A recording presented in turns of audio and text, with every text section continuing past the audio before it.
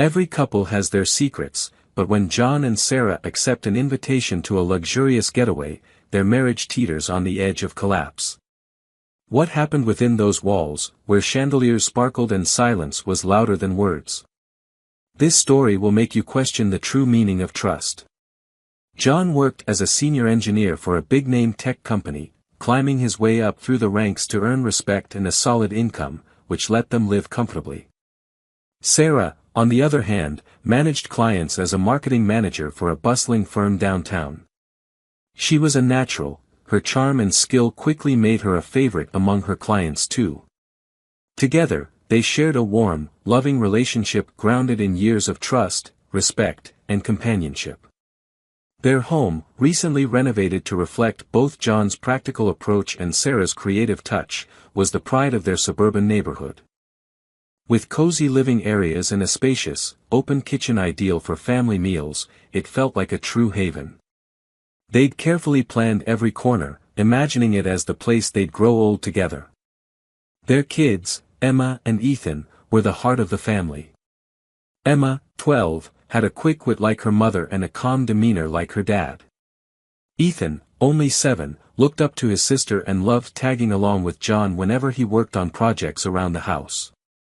Weekends at their place were filled with laughter, the sound of games, and the smell of home-cooked meals.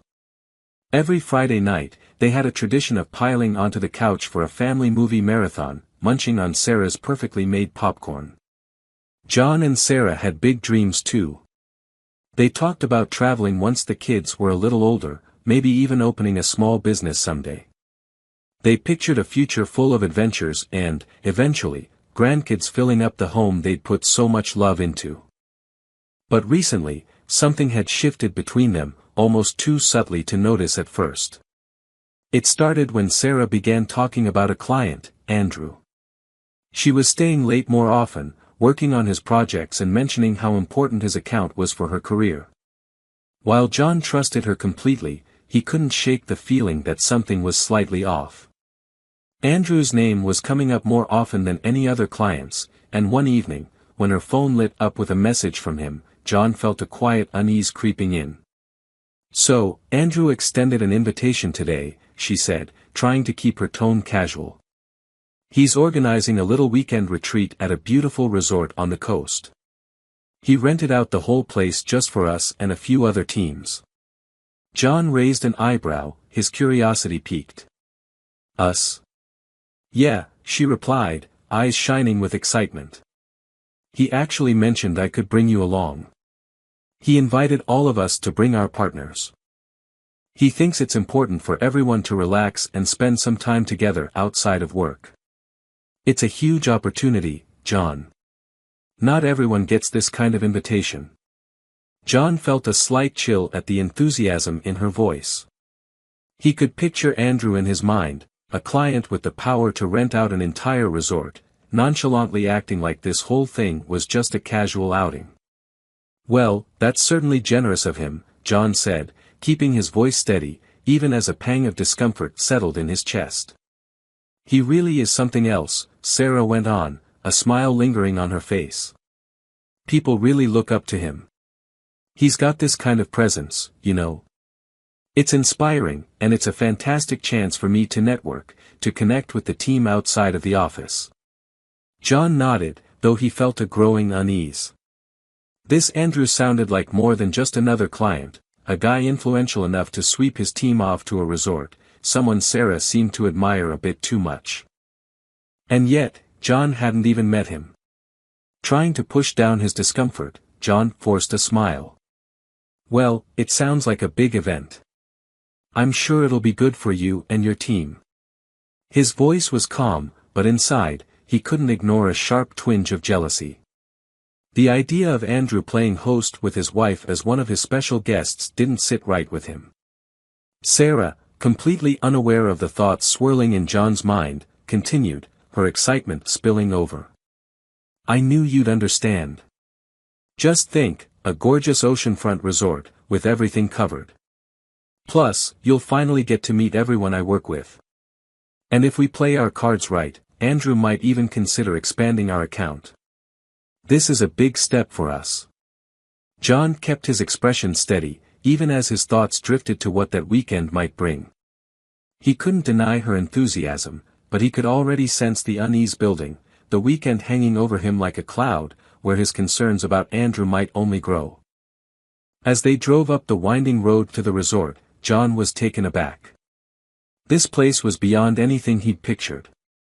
The Grand Hotel slowly came into view, its facade bathed in the soft glow of evening lights, perched dramatically on a cliff overlooking the rolling waves of the ocean. It was the kind of scene you'd expect from a magazine cover or a movie set. Towering palms lined the entrance, and the gentle sound of a nearby waterfall mingled with the sea breeze, creating an almost magical atmosphere. Inside the lobby, they were greeted by the gleam of polished marble floors under chandeliers that looked like cascading crystal rain. Warm, golden light reflected off every surface, and the scent of the ocean mingled with fragrant blooms wafting in from the terrace. John had seen his share of upscale hotels on business trips, but this place was in a league of its own. Standing in the middle of the lobby, Andrew was already there, effortlessly mingling with guests as they arrived. He was tall and striking, exuding the kind of confidence that suggested he was used to being the one in charge. His designer suit was as sharp as his smile was wide, welcoming everyone with an air of familiarity. Sarah's face lit up the moment she spotted him. "John, Sarah. I'm so glad you both could make it," Andrew called, waving them over with casual confidence. His voice carried easily across the room, drawing more attention, almost as if he owned the place. As John would soon find out, he did. Andrew extended his hand to John, who shook it firmly, masking his surprise as Andrew casually mentioned he'd bought the resort a few months ago. "Yeah," Andrew chuckled, as if buying a luxury property was just another day at the office. "I thought, if I'm going to host events here often, I might as well make it mine."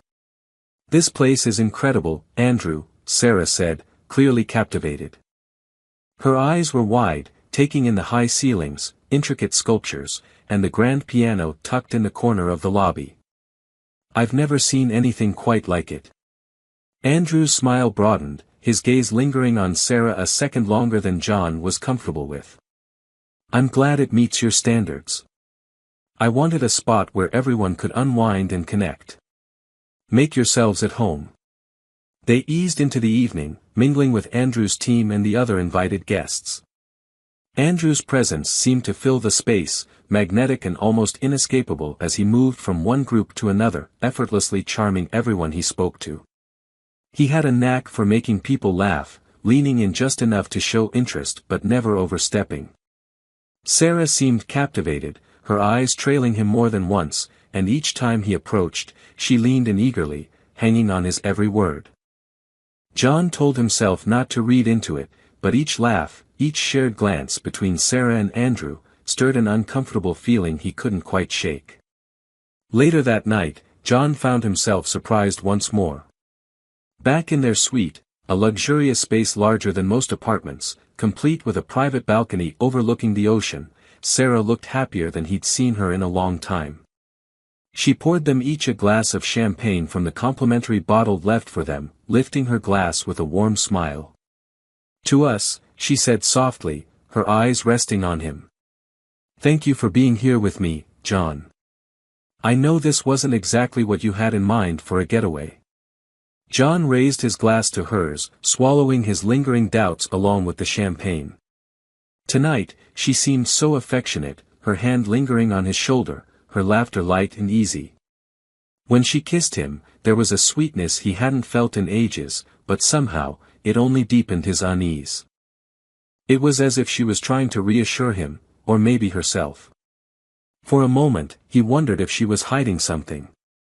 But then he looked at her, radiant and content, and his worries felt small, almost misplaced. He wrapped his arms around her, pulling her close, and decided to let the concerns wait until morning.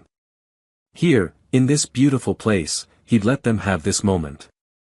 He'd let himself trust her. The morning unfolded peacefully.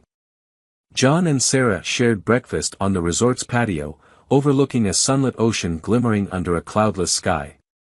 The early hours were idyllic, and as they sipped coffee and enjoyed a spread of fresh fruit and pastries, his anxieties from the night before started to fade away.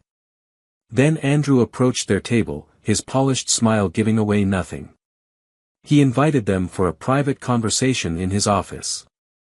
"I think there's an opportunity we could discuss together," he said, his tone casual but carrying a hint of something unspoken.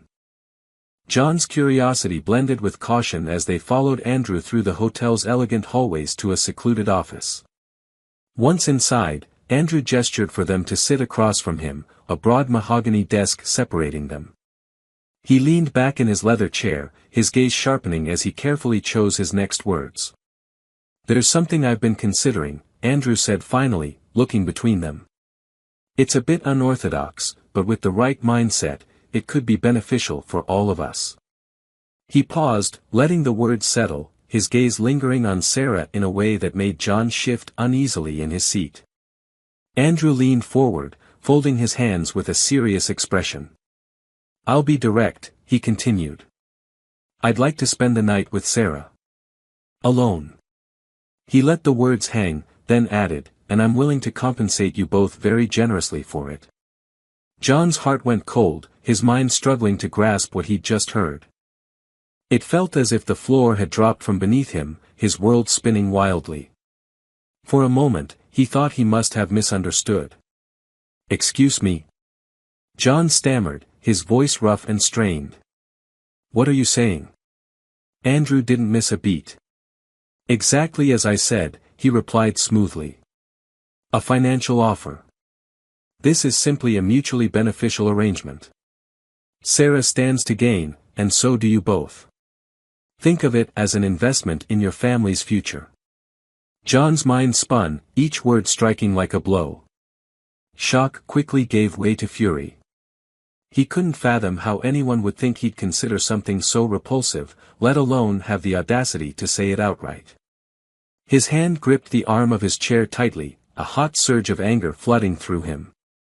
But just as he was about to lash out, he caught sight of a large man standing by the door, a security guard who shifted slightly, a silent, unmistakable warning in his gaze. John swallowed hard, his anger still burning hot but now grounded by the harsh reality of the situation. "Are you out of your mind?" he spat, his voice shaking with fury. "I should." Andrew lifted a hand, calm and unaffected. "Let's not act rashly, John," he said in a cool, rational tone. "I realize how it sounds, but this is strictly business. Most people, once they think it through, come to understand the mutual benefits here." A chill ran through John as he turned to Sarah, hoping, pleading with his eyes, that she would immediately reject this. But she wasn't looking at him, her gaze was fixed on Andrew, her brow knit as if she were seriously considering his offer. John felt his heart plummet, the disbelief morphing into a painful ache. "Sarah," he whispered, barely able to get the words out, "this isn't you. You can't really be thinking about this." Sarah's expression softened, if only for a moment, as she placed a gentle hand on his arm, a hesitant smile on her face. "John, just listen," she said in a soothing tone. "Think of what this could do for us. Andrew has influence, and this could open real doors, for me, for both of us." John's body went rigid, his hands trembling as he looked back and forth between them, trying to make sense of this betrayal unfolding in front of him. They had spent years building a life together on love, trust, and shared values, and now she was rationalizing something that went against everything they stood for. "You're seriously considering this?" he asked, barely keeping his voice steady. "After everything we've built, for money?" Sarah looked away, her face tight with embarrassment, but still, she didn't say no. Andrew seized the silence, his voice smooth and reassuring as he leaned back with a small smile. "This is just a step forward, John," he said calmly. "There's nothing here that can't be managed, and for Sarah, this is simply a way to secure her future, and yours too." The cold rationality in his voice, the businesslike tone, felt absurd, almost nightmarish. John's anger flared, his fists clenching as he fought the urge to lunge across the desk. His eyes flicked to the security guard by the door, standing like a sentry, silently reminding him there'd be no sudden moves here. Now, listen, Andrew continued, as though explaining a simple business proposition. I understand your reaction, but this isn't the scandal you might imagine. It's just a single evening, and no one has to know except us. But as far as John was concerned, there was nothing left to consider. He pushed back from the desk, his hands braced on its edge. You're twisted, he snarled, fighting to keep his voice steady. And I don't care what you're offering. The answer is no. Sarah's expression fell, her cheeks flushing with a mixture of disappointment and shame. Andrew only shrugged, his confidence unshaken as he leaned back. Take some time to think about it, he replied, as if they were just negotiating terms. I'll give you both until tonight. Without another word, John turned on his heel and left, his heart pounding, his stomach churning with disgust. The most painful part was that Sarah hadn't outright refused. He stormed out of Andrew's office, his mind reeling, his pulse racing as he tried to process what had just happened. The morning sun was warm, but he felt a coldness deep inside, chilled by the casual, businesslike way Andrew had delivered his repulsive proposal. And Sarah, the thought of her even entertaining the idea gnawed at him, twisting his insides into knots. He stormed down the resort's carefully manicured path, his vision blurred by a mix of anger and disbelief. How could she even think of this? Reaching the terrace's edge overlooking the ocean, he tried to steady himself, gripping the railing as waves crashed rhythmically below. His jaw was clenched so tightly his teeth ached, his hands white-knuckling the railing as he struggled to get his breathing under control. Minutes later, he heard footsteps behind him. Sarah's voice was soft, almost tentative. John, can we talk? He turned to face her, and for a brief moment, the depth of his hurt must have shown on his face because her smile faded, and she stopped in her tracks. John shook his head, the frustration and hurt bubbling up and threatening to spill over. This is crazy, Sarah, he said, his voice thick and raw. Why would you even consider something so sick? We have everything we need, a home, 2 great kids, a solid life together. What could possibly make you want to risk all that? Sarah looked away, her gaze drifting toward the ocean as she wrung her hands together, searching for the right words. Finally, she looked back at him, a pleading expression on her face. It's not like that, John. This won't change us. It's just one night, and think about what we could do with that kind of money. We could pay everything off, secure the kids' futures, maybe even buy that vacation place we've always talked about. Her voice picked up, her eyes shining as she painted this picture in her mind. Andrew's offering us a life we could only dream of. John stared at her, hardly recognizing the woman standing before him. She sounded as if she were under some spell, repeating Andrew's promises like they were gospel. Sarah, you're talking about selling yourself, he said, his voice cracking as the hurt cut deep. You're actually thinking about betraying us, betraying our family, for money. I can't wrap my head around this. I don't believe it. She shook her head, stepping closer. It's not betrayal, she said firmly. We're strong enough to handle this. I love you, John, and this won't change that. Can't you see? It's just one night, and then it's over. No one has to know.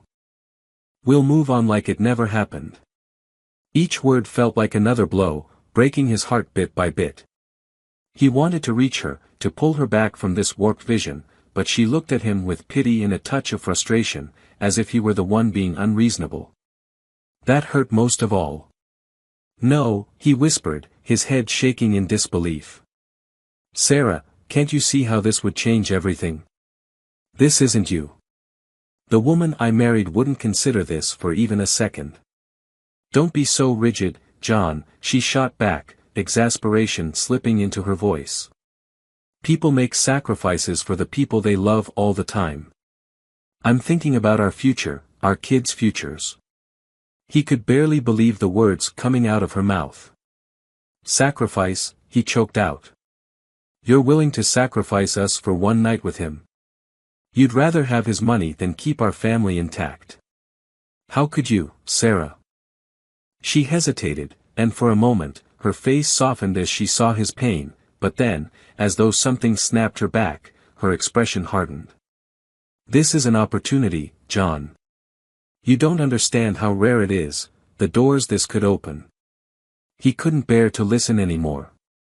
Each word twisted like a knife, her excitement over Andrew's offer confirming that she was no longer the woman he trusted, no longer the partner he thought he had.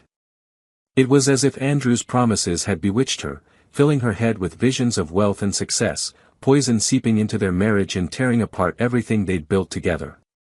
Sarah, I can't do this, John said, his voice barely steady, struggling to hold back the wave of emotion crashing over him. This is tearing me apart. It feels like I'm losing you to him, and you don't even see it. He took a shaky breath, the despair welling up inside him, impossible to suppress. I can't be a part of this, Sarah. I won't. She looked at him, and he saw a flash of irritation mixed with hurt in her eyes. You're being selfish, she replied, her tone icy and clipped. You're letting your pride ruin what could be our future. Why can't you just see this as a practical choice? Because, he answered, his voice rough and worn, once you make a choice like this, there's no going back. And maybe, Sarah, you've already made it. He turned, walking away, leaving her standing alone by the railing. The distance between them felt immense, like a chasm neither of them could cross. The rest of the day passed in an unbearable silence. John and Sarah barely exchanged a word, each lost in their own thoughts. John's expression was set, his jaw clenched, and every glance he sent her way was steady and resolute. He had been clear that morning, if she went to Andrew, it would change everything, serious consequences. He couldn't yet imagine what those would be, but he knew he couldn't stand by and watch her throw away everything they'd built. Sarah met his intensity with a calm, almost agreeable nod, as if pretending to understand. But her words felt hollow, and John's gut twisted with dread, a growing sense that she was merely humoring him. As evening fell, the hotel filled with laughter and music, guests mingling and socializing as the lively scene unfolded. But despite the upbeat atmosphere, John's unease only deepened. Sarah was by his side, smiling and chatting politely with other guests, yet her gaze kept drifting across the room. Then, amid the crowd's bustle, she slipped away, disappearing with a practiced, casual grace that left John cold with dread. He knew instantly what she intended to do. She wasn't coming back to their room tonight. A wave of anger surged through him, mixed with a helpless frustration that gnawed at his core. He could already picture her making her way to Andrew's suite, and the thought alone sent him into shock. He felt caged, trapped by Andrew's power, by the hotel security, which would make any attempt to stop her nearly impossible.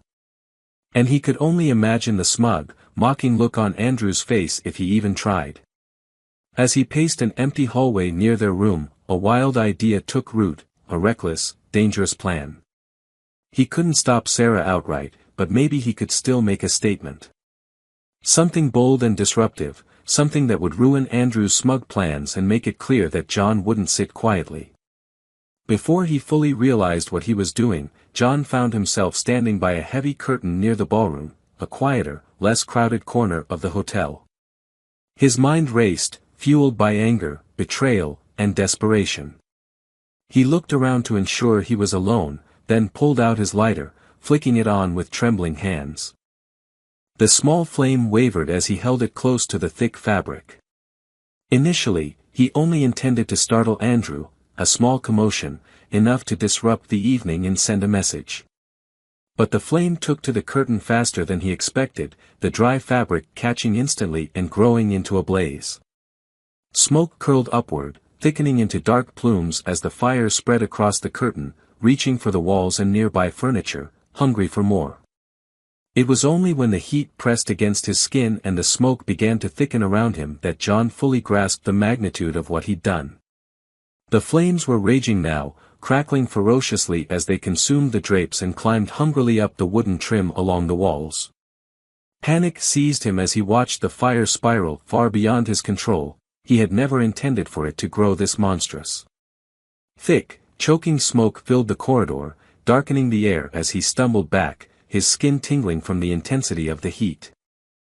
Alarms suddenly blared, their shrill, relentless tones echoing through the hotel, and startled voices began spilling into the hallways as guests poured from their rooms in confusion. John's heart thundered, the full weight of his desperate act crashing over him. He hadn't just caused a diversion, he'd created a catastrophe. Backing away, coughing through the acrid smoke, he watched the hallway fill with people, some shielding their faces, others shouting in alarm. Hotel staff and security personnel rushed toward the flames, and soon firefighters arrived, working quickly to contain the blaze. John's mind raced as he moved with the flow of the panicked crowd, trying to put as much distance as possible between himself and the inferno he'd sparked. Despite a grim satisfaction at the disruption he'd caused, dread weighed heavily on him. He knew he had pushed things too far. But he kept moving, blending into the chaos, hoping that, somehow, this shocking event would shake Sarah to her senses. Meanwhile, in Andrew's suite, Sarah was just beginning to feel at ease.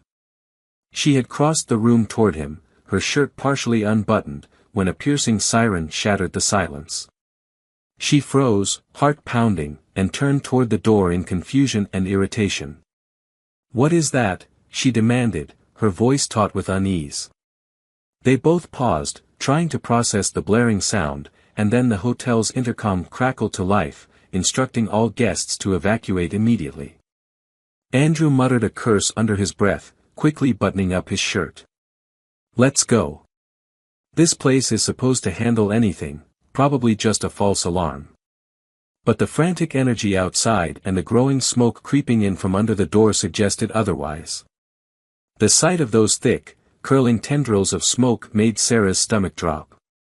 She quickly buttoned her shirt, pulling back from Andrew as a chill of fear ran through her. They joined the frantic crowd streaming out of the suite, moving with the other guests toward the exits. As they made their way down, an unsettling thought crept into Sarah's mind: John. The tension between them, his raw pain, his warning earlier in the day. Could he somehow be behind this? A pang of guilt tightened in her chest as she realized the extent of the hurt she'd caused. As they neared the lobby, the dense smoke filled the space, and she and Andrew pushed closer to the exit, blending into the mass of people rushing for safety. Just as they reached the wide double doors, Sarah spotted John in the crowd. His face was set, unreadable, as he moved with purpose toward them. For a brief moment, their eyes locked, and Sarah felt the full weight of her actions, guilt washing over her in waves. She opened her mouth, unsure of what she might say, when suddenly, in a swift, fluid motion, John closed the distance and raised his elbow, striking Andrew squarely across the nose.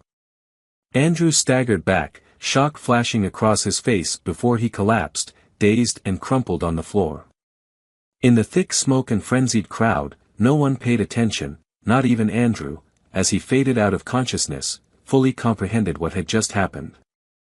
All around them, guests were focused on escaping, coughing and shielding their faces as they hurried through the smoky haze toward the doors.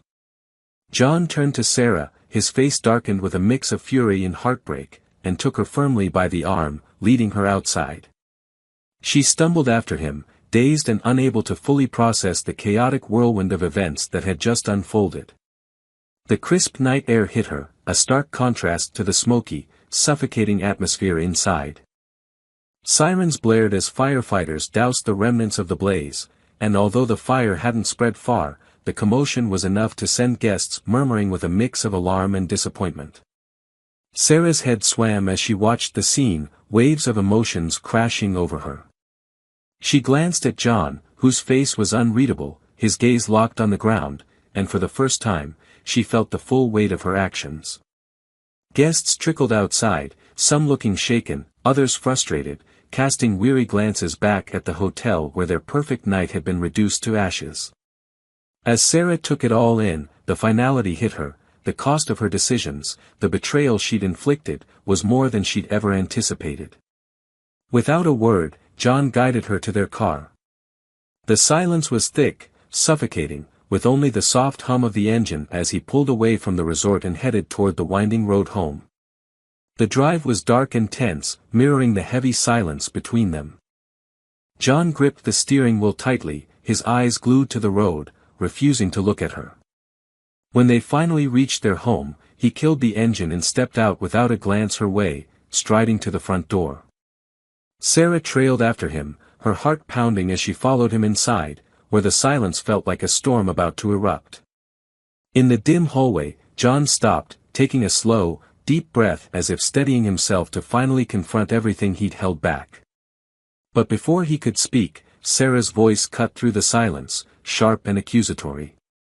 "Do you even realize what you did back there, John?" she demanded, her eyes flashing with anger. "You started a fire. You put people in danger. You could have hurt someone, killed someone." John's own anger flared at her words, her accusation stinging like salt in a fresh wound. He turned to her, his jaw clenched, his voice cold. "I put people at risk," he shot back bitterly. "Are you serious, Sarah?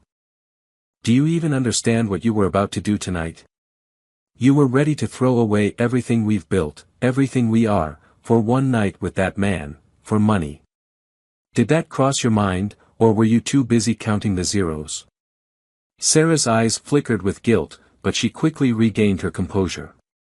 "John, this was an opportunity. You don't understand. It wasn't just about the money, it was about a better future, for us and for the kids. Andrew's influence could have opened doors."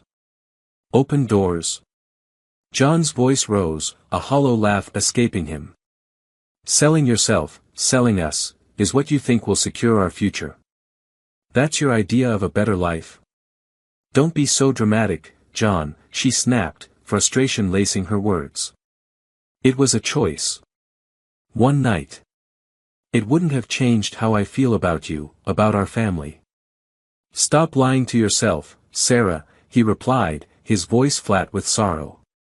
"This changes everything. The moment you even considered that offer, you destroyed our trust. You put his money over us, over our family. You crossed a line that can't be uncrossed." Her face faltered, her anger crumbling to reveal something more vulnerable. She looked down, twisting her hands nervously. I just wanted to give us more. To not feel trapped.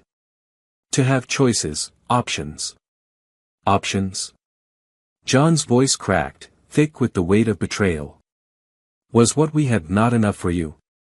All those years, everything we built, all those nights I thought we were in this together, you were just waiting for someone to offer you a better option?"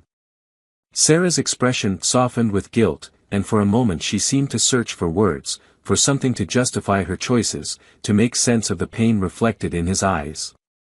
"I never wanted it to come to this, John," she whispered, her voice barely audible. I didn't know it would hurt you like this." John took a long, steadying breath, but her words only deepened his resolve. He felt as if he were standing on the edge of a cliff, staring down at the life they had built and realizing, for the first time, that it was already gone. Trust had been the bedrock of their marriage, and tonight that foundation had shattered beyond repair. "I don't think I can come back from this, Sarah," John said softly, his voice heavy with resignation. "I thought I knew who you were, that we were stronger than this. But tonight, I realized I was wrong. You showed me exactly where I stand, and it's nowhere close to where I thought I was in your life." Sarah's face crumpled, her hand reaching toward him as if to pull him back from this breaking point. "John, please, this isn't what I wanted. I made a mistake, a huge mistake. Can't we try to fix this? Start over?" But John stepped back, sidestepping her touch, his gaze cold and distant. "Fix what, Sarah?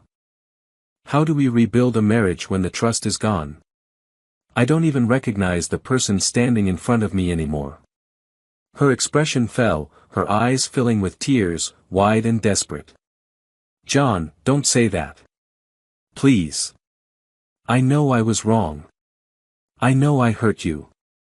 But don't throw everything away over one night. One night, John echoed, his voice thick with emotion. That's all it took for you to throw me away. And that's what hurts the most, Sarah. You made your choice, and now I have to make mine. The silence between them grew heavy, unbreakable. Sarah's mouth opened as if she wanted to speak, but the words caught in her throat, her face contorted with helplessness. In that moment, she seemed to finally grasp the full impact of her actions, the depth of the damage she'd caused, a wound no apology could mend. I can't live like this, John murmured, his voice barely a whisper. I can't look at you and not see tonight, not feel this betrayal. I thought we'd be together for a lifetime, but tonight you showed me that I was just an option to you. Tears pooled in Sarah's eyes, her lips parting in an attempt to protest, but she found herself at a loss.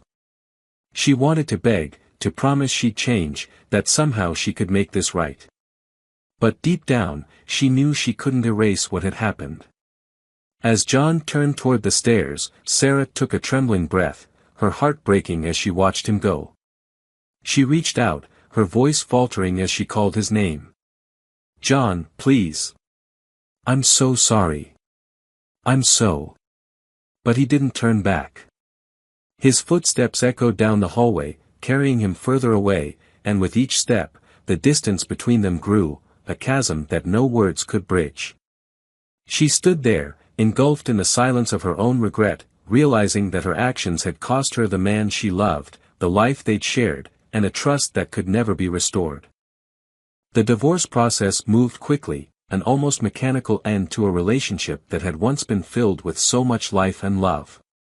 They divided their assets with the same practicality they'd once used to plan vacations and family projects. John kept the house, while Sarah moved into a modest apartment nearby to remain close to the kids. They agreed to split custody, making sure Emma and Ethan still felt supported and loved, even as their parents' lives separated. By some stroke of fortune, the hotel fire never came back to haunt John. The flames had been contained before causing serious damage, and no one ever traced the cause back to him. It was as if the fire had burned away everything he needed to let go of, leaving him with a strange, quiet peace. John threw himself into his work and, more importantly, his children. He took a new position with a smaller, family-focused engineering firm closer to home. The job paid a bit less, but he didn't mind, it gave him more time to be present for Emma and Ethan. He was there to pick them up from school, help with their homework, and tuck them in each night. He channeled all his energy into creating a stable, loving environment for them, determined that they would never doubt how much they were loved. Sarah, meanwhile, moved forward in her own way, painfully aware of the price her choices had exacted. She continued to love her children deeply, doing her best to be present and engaged during her time with them, though the warmth that had once filled her family life now felt like a distant memory. She knew she could never undo what she'd done, and so she accepted the consequences, the weight of regret growing heavier each time she glimpsed John's steady resilience. Their lives drifted apart, each rebuilding in separate directions. John found comfort in the simplicity of his new life, anchored by his children and the quiet peace that was gradually taking root within him.